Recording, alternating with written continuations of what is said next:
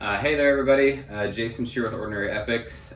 Today, I'm going to go through what is, fundamentally probably one of the best things that cycling athletes, particularly endurance athletes, can add to their routine in in our off season, kind of when we get into to the winter months, and of course, that is going to be core strength. So building a strong core, and your core is not just your abs. Your core is, your abs, your obliques, your lower back, kind of everything that holds our trunk up while we're on the bike. So as a cyclist, as a cycling coach, I'm always going to prescribe core work, doubly in the off season, but also whenever we get into race season.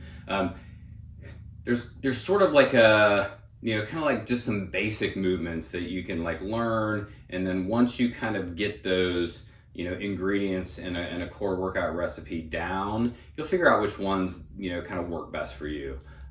There are a couple of books that I'm a really big fan of. This one is actually becoming a little more difficult to find, by Mark Verstegen, Core Performance.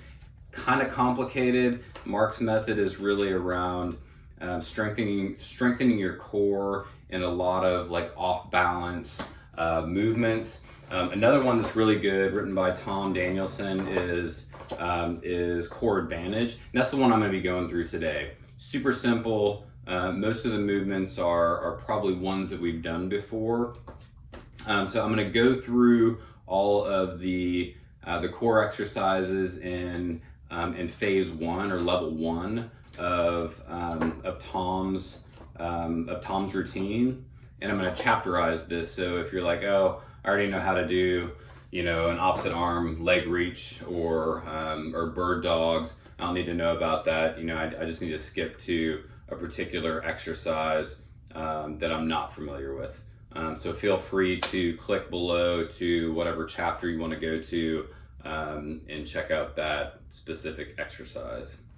All right, so the first exercise in Tom's book, he labels it as opposite arm leg reaches. Another thing that you might hear it called is a bird dog. And essentially, you just want to get in a kind of all fours quadruped sort of a position here, and then you're literally just going to stick out your right arm, left leg, and then bring that back in, and then alternate left arm, right leg.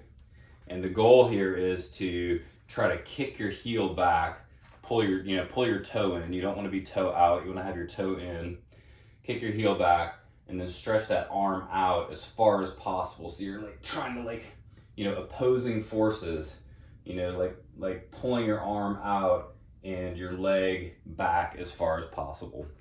A progression to the bird dog, or the opposite arm leg reach, is once you come back, instead of just coming down, you can kind of like do a crunch tuck and tap your elbow into your knee. You can alternate these, left, right, or you can do your repeats in your circuit, to where you do every single, 10 or however many are in your circuit, and then switch to the other side. I find it particularly when you're progressing to that tuck, it's a lot easier to just stay on one side versus alternating back and forth. So that is the opposite arm leg extension, aka bird dog. The second exercise in Tom's book is called a Superman, and it's called that because you kind of are like laying on the ground in a prone position, and you're going to fly like Superman.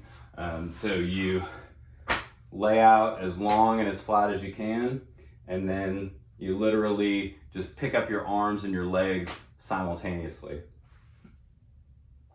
And the muscles that should be activated there are your glutes, your lower back. You really just want to lift up, hold for a second, and then release back down to the ground. And just like that opposite arm leg extension, you're trying to, you know, as you pick your legs and arms up off the ground, you're trying to like reach your legs back as far as possible and your arms up as far as possible, kind of creating like an, you know, an upside down bowl shape with your body. So that is the Superman. The next exercise, or like exercise number 3 in phase 1 in Tom Danielson's book, is called the prone snow angel. It's really just a progression of the Superman exercise that we did before. So once again, starting out in a prone position. The other thing that this is called sometimes is like a swimmer, but you're going to get into that Superman position and then bring your arms back and then down, and then swim them up, back, and then down, up, back, and then down. So if you've ever made a snow angel, and you know, in the winter, it's kind of the same thing, right? Where you're just kind of like moving your arms back and forth, only you're in a prone position rather than on your back. Exercise number 4 in Tom's book is really just some simple hip bridges. He has a variation in there doing heel slides. Heel slides really just incorporate like another, you know, another progression or a little bit of complexity to the exercise. You can opt to like progress to a heel slide, or the biggest thing when you're doing hip bridges is your form. So the most important thing when you're doing a hip bridge is your heels should be anchored to the ground. You shouldn't be up on your toes. So you should be driving your weight through your heels, your shoulders on the ground, and then just driving your hips up. And then, you know, per Tom's book, you know, a slide is just like pushing that leg out, bringing it back in. And then you can alternate left, right, left, right. Glute bridge is obviously awesome for your glutes. It is one of the, you know, hands down best body weight exercises that you can do to strengthen your glutes and a lot of other muscles in your posterior chain, like hamstrings and lower back. So exercise number 4 in the book, hip bridges. All right, exercise number 5. This motion you'll see in a couple of the different exercises. He calls it a shoulder blade squeeze. But if you've ever done any kind of yoga before, you'll probably be pretty familiar with this motion.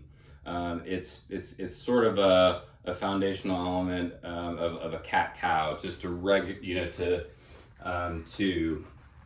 work out your lower back and your shoulders, and just kind of get everything moving. So once again, getting into kind of a quadruped or hands and knee position, and then you arch your back up, and then when you come back down, that's where the shoulder squeeze is. You want to try to get the sensation of your 2 shoulder blades like coming together and like squeezing together in the middle, and then pushing back up, almost into like a push-up position, right? Like this is like an extended position. Your shoulder blades are as far apart from one another as they can be, and then let your shoulders fall, and then squeeze your shoulder blades together, and repeat up and then down, up and then down. So really just strengthening the upper back a little bit, but you'll see that position come in a little bit later with the lower back or the TVA.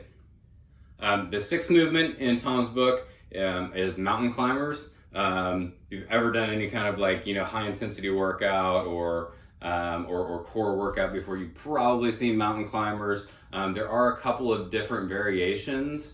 Tom talks about using towels or sliders. So if you have like a hardwood floor or something that's like really smooth, you can use like small like dish towels or something like that to put under your feet, so that your feet maintain contact with the ground and are sliding back and forth. If you don't have a smooth surface or a smooth floor, you just pick your feet up off the ground, which is probably like the traditional mountain climber that you may have done before. So you start in just a traditional plank position, so a high plank position, and then you bring your leg up and then down, and then just alternate back and forth. This is kind of a very, very slow pace, but then you can work your way up to a little bit more of a moderate pace like this. The big thing is just trying to keep your upper body like as stabilized as possible. If you don't have a lot of upper body or shoulder strength, it's probably going to be tough at first.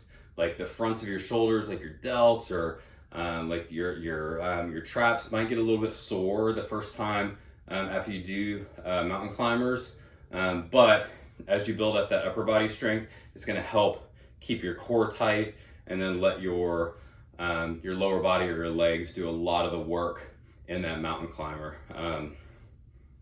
The other muscle group that mountain climbers really get are like your hip flexors, like the front of your hips. Like as you're driving that knee up into your chest, you're really activating your hip flexors to swing your leg up. The seventh exercise in Tom's book is TVA activations, or transverse abdominis activations. So it's just another muscle that we use and kind of get abused a little bit when we cycle. And the sensation, and this one's a little tricky because it's a very, very small movement.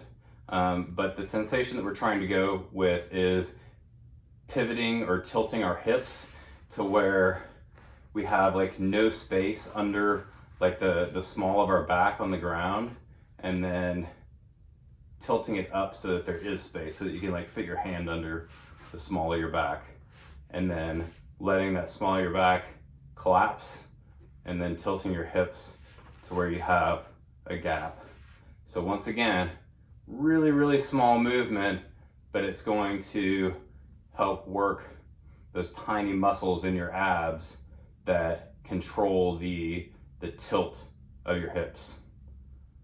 So you're probably not going to get super sore from this one, but a lot of this is around just body awareness and understanding like what muscles are involved when you tilt your hips. And sometimes it's good just to kind of put your hands like on your core or around your side to kind of feel what muscles are being activated when you do that hip tilt. So that is really, really simple TVA activation. Really just kind of like getting the feel for how that hip tilt or pivot works. The eighth exercise in Tom Danielson's book is called Tailbone Tucks. So we're essentially doing that same TVA activation, to where we're tilting our hips, only in flipped around 180 degrees. So we're back on our hands and knees, and this is where, if you've ever done yoga before and you've done cat-cow exercises, this is where we're really trying to isolate the lower back portion of the cat-cow exercise, so where you're pivoting your hips. So once again, drop your hips to where they're pivoted forward, and then up. So kind of like crowing your back and then caving it back down. And once again, you can kind of use your hands, on your core to feel like what muscles are being engaged whenever you're doing that.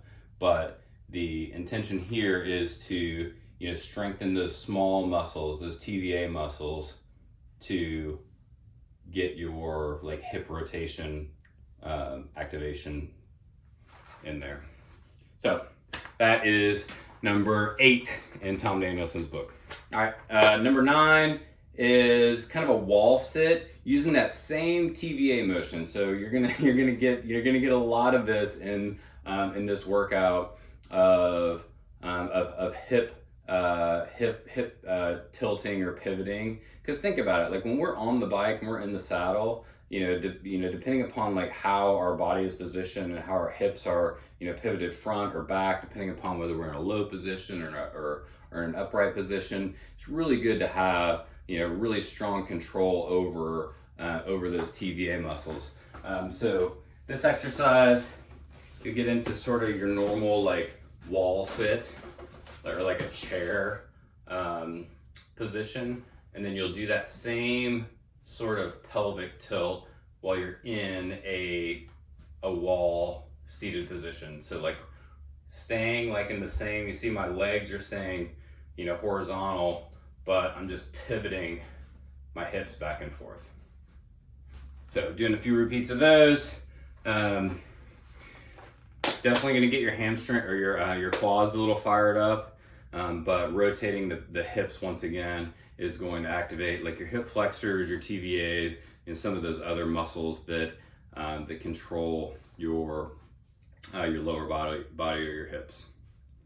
All right, exercise number 10. This one is one of my favorites actually. I'm a big fan of planks. Planks are going to be like one of your best, bang for the buck exercises for your core all around. But my favorite plank is a side plank.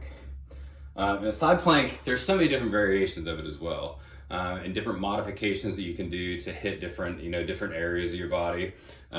So it can be something as simple as, you're going to be in on your elbow. That's a good place to start. And you can do it just like as a knee plank, right? So you keep your lower knee down and hold it up. And once again, like use your hand to feel like what muscles in your core are being activated. So the muscles that we're shooting for, the side plank, it's not going to be, your frontal abs. It's going to be like your side, like your obliques and the, muscles on the side of your trunk. So this is like the good starter position or progression of the side plank. But when you feel like you have this down, you can hold it for 30 seconds or so. The next progression is to stack your feet. And that puts a lot more strain and stress on your core and your obliques. Another progression would be to, pull your top leg up, and that causes you to have a lot more balance. So you're a little bit less anchored down there at the foot end of the exercise, and you have to have a little more balance here. And then one of the furthest progressions, just like with a regular front plank, right? You can start, on your elbows, and we'll get to that. And then, work up to like a full, like extended push-up plank. You can do the same thing with the side plank. You can get like up on your arm. And once again, getting up on your arm, that progression really just gets more into your shoulder and the rest of your upper body, while still like really engaging your core and your obliques. So when you see side planks in a routine, obviously you're going to do one side, like your right side, and then your left side for whatever the prescribed time is. Exercise number 11 in Tom Danielson's book, Core Advantage, is supine knee drops. So these are as simple as laying on your back, and after you've done some core work and you've done planks or side planks or whatever, sometimes it's nice to just kind of recline and lay on your back.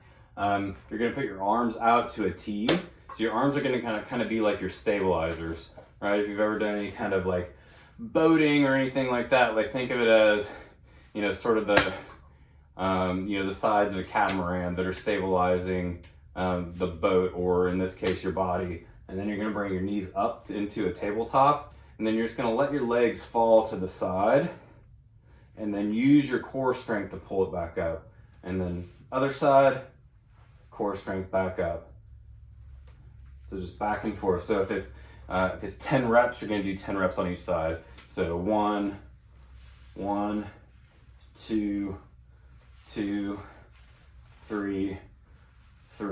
And you should really feel that, like particularly in your and kind of the lower side of your obliques, like the side of your body, engaging those to pull your legs back up, not swinging them up. The progression for this, instead of a tabletop, is you can put your legs all the way up, or you can kind of like start to straighten them out, right? Because you're putting more weight on the end of that lever, so for your legs all the way out,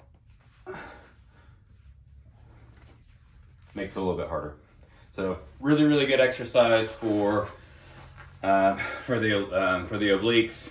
Good stabilizing exercise for your lower back. All right, exercise 12 and 13. We're gonna combine these because it's really kind of the same exercise, just a little bit of a modification to be able to hit our outer hips. So the first one is called the Pacman, or a lateral leg lift. So you just lay on your side. I normally put my arm out to the side almost as like a pillow to lay on my shoulder. And then you can put your other hand out here as just a stabilizer, right? Just another point to keep your body stable and from rocking. And then you're literally just going to lift your leg up, let your leg down. And the goal here is, it's not to see like how far you can lift it up. The goal is not to get your leg up over your head, but the goal is to keep your leg like in a solid plane from the side. You don't want to kick it out. You want to keep your foot parallel to the ground. So if you start feeling your foot like flipping out, that means that you're getting some external hip rotation, and that's not the goal of this exercise. The goal of this exercise is really to engage those outer hip muscles. And you know what? You might only be able to get it up this high. That's fine. Just kind of get those repeats in there, and then as you strengthen that outer hip muscle, you'll be able to get that hip, you'll be able to get that leg higher. But once again, look at your foot, and your foot or your shoe should stay parallel to the ground. It shouldn't open up. So that's a lateral leg lift. The second one, kind of in this progression, is called a clamshell. I think Tom calls it like an Audrey Two, after I think it was after Little Shop of Horrors.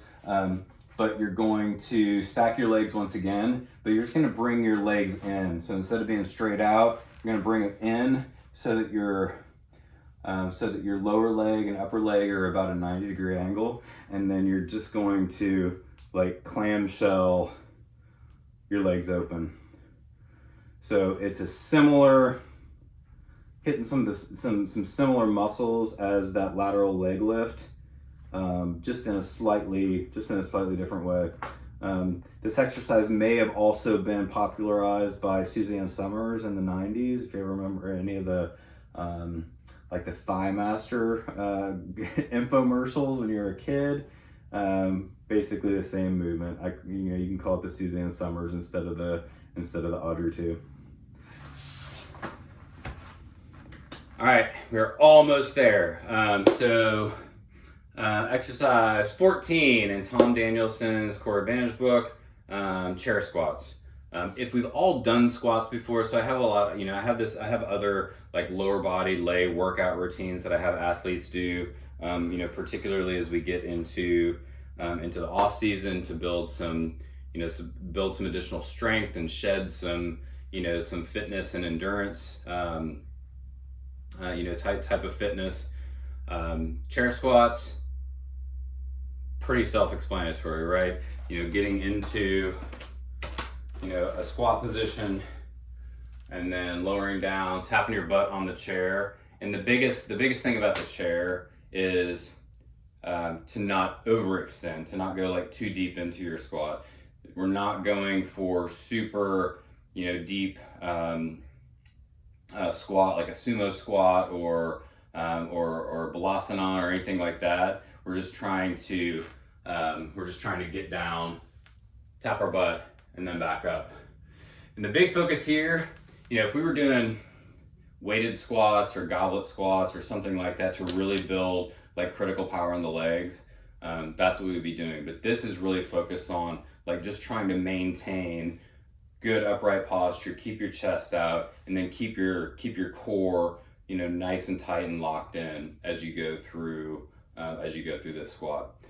If you do lack flexibility, don't feel like you have to get all the way to the chair. Or maybe you use, you know, something else that's a little bit higher, you know, that helps you like progress into your squat. For this, I really don't want you to get once your thighs to get past parallel to the floor. Like this might be a little bit deeper, but you know, something like that to where you're just about parallel to the floor, 90-degree angle on your legs. So chair squat or an air squat, up and down, just making sure that you're keeping your trunk nice and stable. All right, we're almost there. Last but not least, Tom calls it a TT position hold.